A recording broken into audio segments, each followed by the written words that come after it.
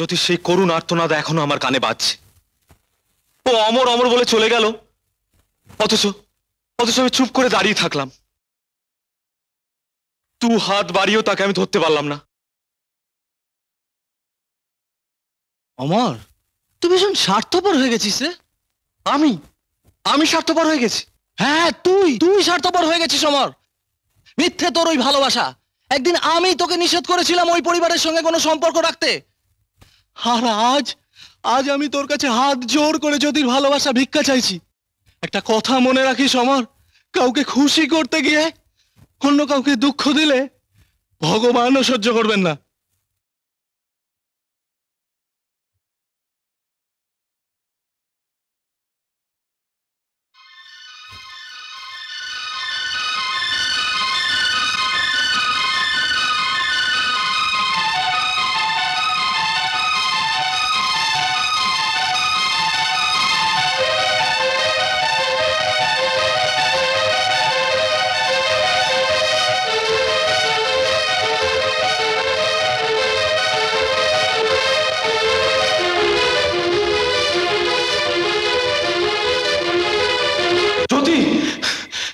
অমর, কি হয়েছে তোর?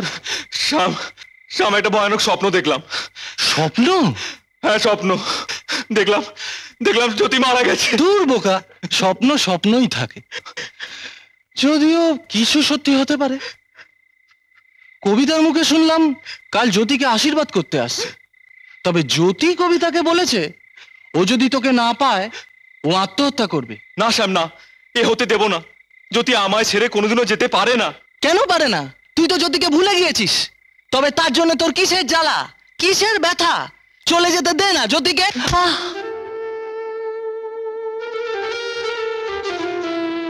আমি জানি জ্যোতিকে তুই ভালোবাসিস, এখনো সময় আছে অমর।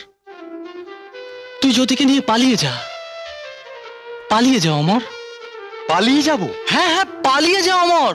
তোরা দুজনকে ছেড়ে বেঁচে থাকতে পারবি না। ভালোবাসার শত্রুদের বিরুদ্ধে বিদ্রোহ কর, তা না হলে পৃথিবীতে কিছুতেই ভালোবাসা টিকে থাকতে পারবে না। আমি বলছি পালিয়ে যা অমর, পালিয়ে যা। হ্যালো কবিতা, আমি অমর বলছি। ও অমর, তুমি জানো না জ্যোতি তোমার জন্য কেঁদে কেঁদে কি অবস্থা করেছে। তোমার সঙ্গে আমার ভীষণ দরকার ছিল। বলছিলাম যে কাল তুমি জ্যোতির আশীর্বাদে যাচ্ছ তো? যাওয়ার তো একদম ইচ্ছে ছিল না, তবে তুমি বললে যেতে পারি। শোনো, আমি এখন যা বলছি সব মন দিয়ে শোনো। বলো আমায় কি করতে হবে।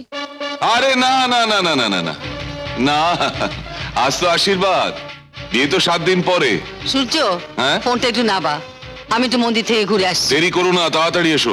শুনুন, আপনাকে কিন্তু আসতেই হবে, আমার একমাত্র মেয়ের বিয়ে। হ্যাঁ ঠিক আছে, ছাড়ছি। হ্যাঁ এ রমাকান্ত, নেমন্তন্ন লিস্টে কেউ যেন বাদ না পড়ে। না, আমি সব ঠিক করে দিয়েছি। আঙ্কেল, এই যে কবিতা, এসো। তুমি এত দেরি করে এলে কেন?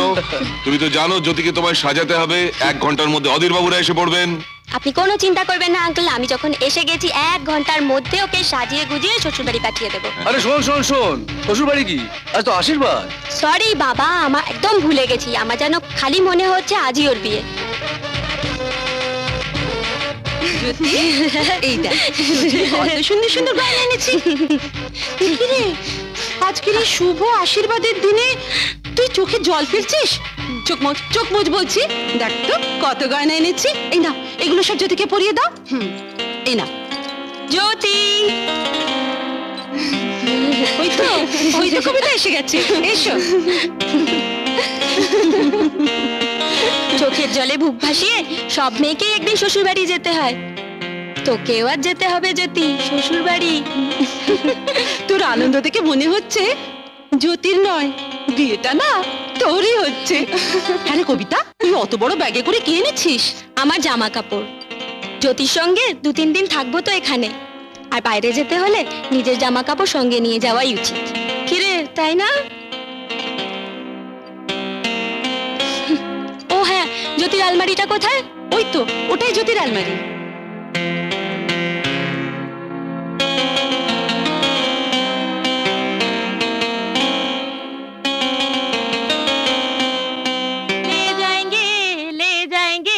वाले दुल्हनिया ले जाएंगे, रह जाएंगे घर वाले देखते रह जाएंगे। ले जाएंगे अमर ज्योति को ले जाएंगे, रह जाएंगे घर वाले देखते रह जाएंगे। ला ला ला अमर ज्योति को ले जाएंगे।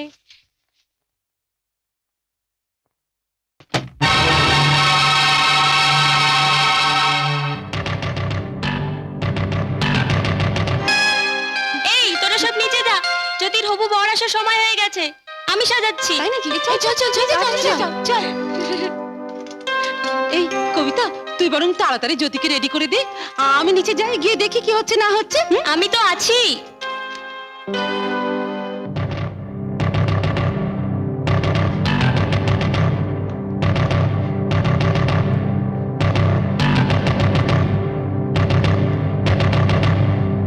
জ্যোতি, তুই তাড়াতাড়ি তৈরি হয়ে নে, তোকে এক্ষুনি পালাতে হবে। অমর রাস্তায় তোর জন্য অপেক্ষা করছে।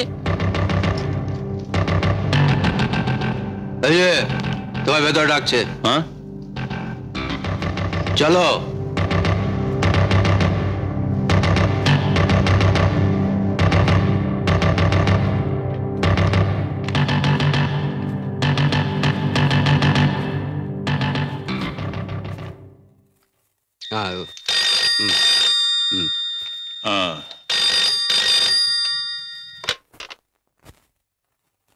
হ্যালো, আমি ভানু প্রতাপ চৌধুরীর সঙ্গে কথা বলতে চাই। বলছি, বলুন। হ্যাঁ, আমি সূর্যকান্ত বলছি। সূর্যকান্ত, কি চাই?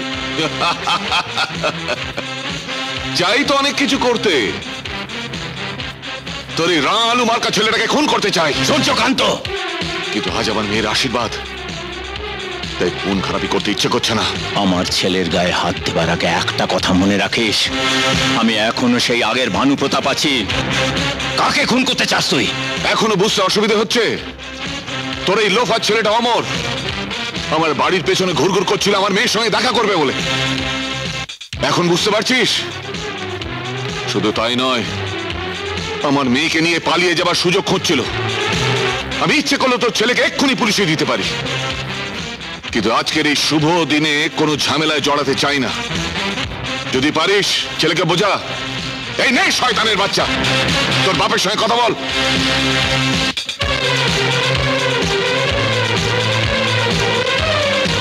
Hello hello hello, Suryakanta? হ্যাঁ হ্যাঁ, আমি অমর বলছি। ও অমর, শোনো, আমি বাবা বলছি, তুমি এই মুহূর্তে ওখান থেকে বেরিয়ে বাড়িতে চলে আসবে সোজা। কোনো রকম গোলমাল করার চেষ্টা করবে না। হ্যালো হ্যালো, তুমি শুনছো আমার কথা? হ্যাঁ, আমি শুনতে পাচ্ছি। তুমি এই মুহূর্তে ওখান থেকে বাড়িতে চলে আসবে, ঠিক আছে? হ্যাঁ, যাচ্ছি।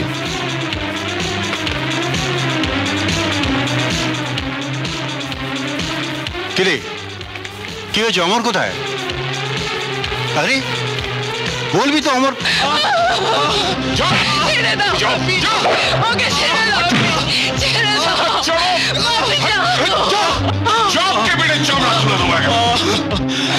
ওকে মারা যদি তোমরা বন্ধ না করো, তাহলে যতবার তোমরা ওকে আঘাত করবে, এই ছুরি দিয়ে ততবার আমি আমার শরীরে আঘাত করবো।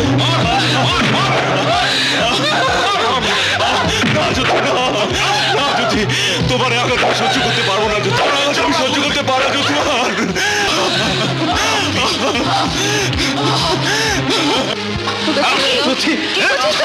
এই সূর্য, এই রামা, সূর্য সব পাগল হয়ে গেলি? এই সূর্যকান্ত, জ্যোতি, জ্যোতি বাঁচবে না। জ্যোতি, এমন কেউ করে? জ্যোতি কথা বল, কথা বল জ্যোতি। ডাক্তার ডাক না, দাঁড়িয়ে আছিস কেন? জ্যোতি, রমা, শিগগিরই ডাক্তারবাবুকে টেলিফোন কর। জ্যোতি কথা বল। আর এই জানোয়ারটাকে টানতে টানতে রাস্তায় ফেলে দে।